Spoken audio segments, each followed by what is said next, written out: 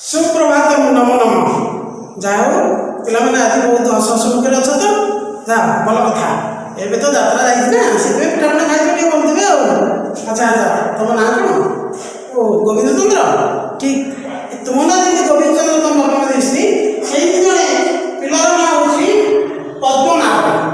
आम आज पद्मनाभ पाद पद्म केमी है से विषय में तुमको धारणा देवी शिक्षा देवी नैतिक शिक्षा क्या कहते प्रथम जान नैतिक शिक्षा हूँ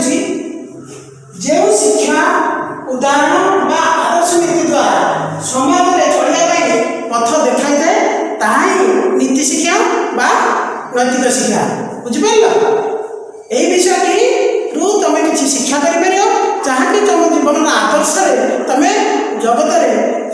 दुनिया भल मनीष हो पार ये देखो आमर कठिन शब्द अच्छी कठिन शब्द गोटे है गंडराय गंडराय अर्थ मेचाए बहुत गुड़े आउ गोटे शब्द है भूला माने भूली जा देख तुम माँ कि बापा तुमको गोटे जिनस आने कहले कि दुकान को पठेले तुम भूली जा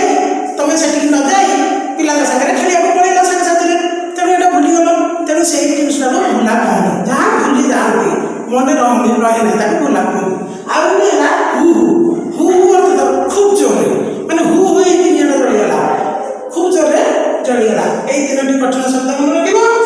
तुम गोटे प्रश्न पद्मनाभ गुरुंर नाम कौन था बुझिपार लिख लियो पद्मनाभ